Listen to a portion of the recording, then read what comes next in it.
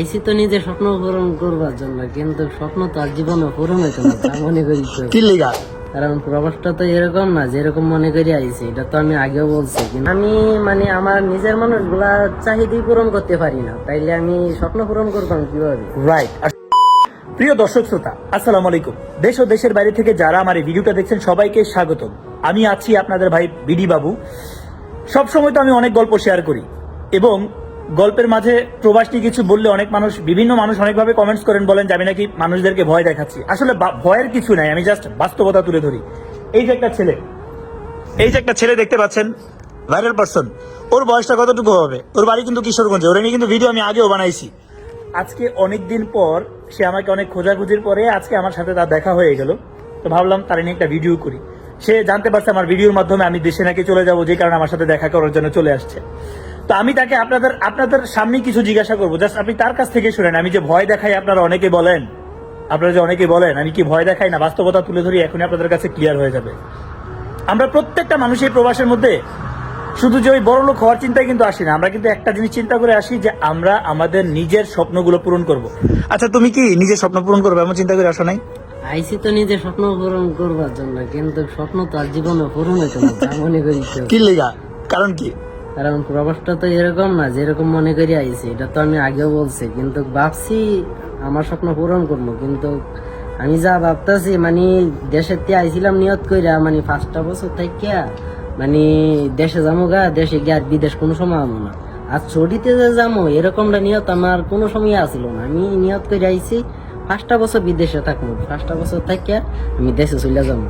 কিন্তু আওয়ার পরে কি কমো ভাই, আওয়ার পরে যেই অবস্থা বুঝতেছি 5 বছর আগামী 30 বছর যদি আমি বিদেশ থাকি, তারপরে আমার স্বপ্ন পূরণ হইতো।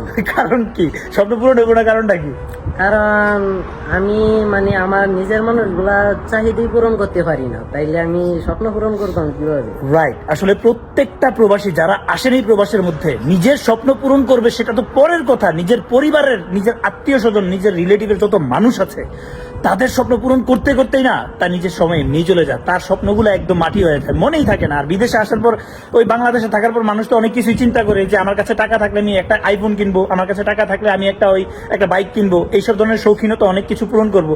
অনেক শখ আছে ভাই আমার একটা আইফোন কেনার, কিন্তু আমি যা মনে হইতেছে আগামী 5 বছরের ভিতরে মনে হয় আইফোন কিনতে পারি কিনা অসম্ভব। দেখছেন, আসলে কি জানেন, এইখানে আসার পরে এই পরিশ্রম করা শেষে মানুষ বুঝতে পারে যে টাকা ইনকাম করাটা যতটা সহজ মনে করতো মানুষ দেশে থেকে, এই বিদেশের মধ্যে টাকা ইনকাম করা অত সহজ না। টাকা ইনকাম করার পরে যদি তার কাছে লক্ষ টাকা থাকেও, তারপর তো সে চিন্তা করে যে আমি কি ফোন কিনবো বা আমি আমার স্বপ্নগুলো পূরণ করবো কিনা। কারণ হচ্ছে ওই টাকার মধ্যে থাকে নিজের মাথার ঘাম ফালানো, ঝরানো, তারপরে সেই টাকাগুলো অর্জন করে, সেই কারণে তার মায়া লাগে। তো যাই হোক, এখন সে আমাকে দেখা করার জন্য আমার সাথে চলে আসছে এবং বলছে যে আমি দেশে চলে যাবো, যে কারণে দেখা করতে আসছে।